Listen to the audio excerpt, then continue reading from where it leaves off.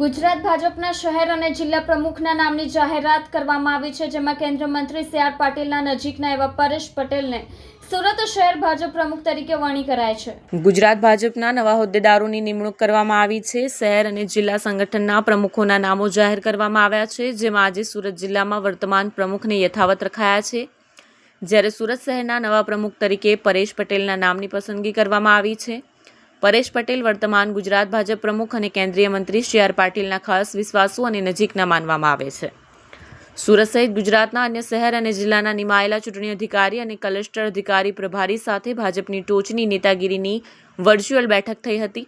તેના આધારે પ્રમુખના નામના કવર બનાવવામાં આવ્યા હતા, જે તે શહેરમાં જઈને ખોલીને પ્રમુખના નામની જાહેરાત કરવામાં આવી હતી, જેમાં સુરતના મેન્ડેન્ટ લઈ રંજન ભટ્ટ આવ્યા હતા. તેમણે પરેશ પટેલના નામનું કવર ખોલ્યું હતું.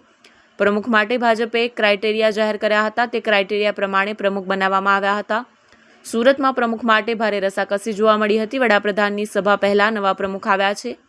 જો કે સુરત પ્રમુખની નિમણૂકમાં પ્રદેશ પ્રમુખ સી.આર. પાટીલનો હાથ ઉપર રહ્યો છે. પરેશ પટેલ અગાઉ ચેમ્બર ઓફ કોમર્સના પ્રેસિડેન્ટ રહી ચૂક્યા છે. સાથે જ અગાઉ પાલિકામાં સ્ટેન્ડિંગ કમિટીની ચેરમેન પદે પણ રહ્યા હતા. સાંસદ અને પ્રદેશ અધ્યક્ષ શ્રી સી.આર. પાટીલ સાહેબ, આપણા આદરણીય વડાપ્રધાન શ્રી નરેન્દ્ર મોદી સાહેબ, અમિતભાઈ શાહ સાહેબ, ભૂપેન્દ્રભાઈ પટેલ સાહેબ, આ સૌનો હું આ તકે આભાર માનું છું. ભારતીય જનતા પાર્ટી છેલ્લા ઘણા વર્ષોથી સુરત શહેર ઉપરાંત ગુજરાતમાં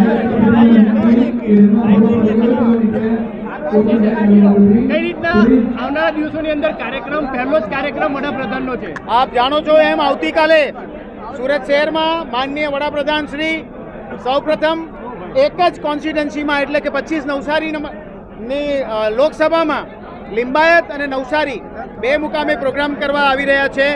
આવતીકાલે સાંજે 5 વાગે લિંબાયત મુકામે, 4 વાગે હેલિપેડ પર ઉતરીને સરઘસ આકારે એ લિંબાયત પહોંચશે અને ત્યારબાદ સૌ ઘણા વર્ષો પછી સુરત શહેરમાં માનનીય વડાપ્રધાન શ્રી નિવાસ કરશે, રાત્રિ રોકાણ કરશે અને બીજા દિવસે સવારે નવસારી મુકામે એમની બીજી સભાનું આયોજન કરવામાં આવ્યું છે, ત્યાં ઉપસ્થિત રહે છે.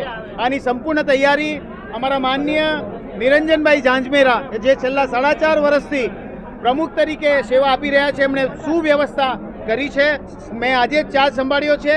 આજ પછીની જવાબદારીઓ હમણાં પણ જે કંઈ પણ હશે નિરંજનભાઈ નિભાવી રહ્યા છે અને જે કંઈ પણ અમારા સંકલનમાં સાથે રહીને જે કાર્યો કરવાના છે એની આજથી શરૂઆત કરી દેવામાં આવશે. કેટલા કિલોમીટરનો છે ને જમીન કેટલું ઉપસ્થિત રહેશે? રોડ શો 3.5 થી 4 કિલોમીટરનો છે, જે લિંબાયતમાં પર્વત ગામથી લઈને લિંબાયતના જે સભાનો સ્થળ છે ત્યાં સુધીનો રોડ શો કાલે સાંજે 3:30 થી 5:30 વચ્ચે એટલે કે 3:30 વાગે શરૂ થશે અને 4:30 આસપાસ પૂર્ણ થશે. આભાર.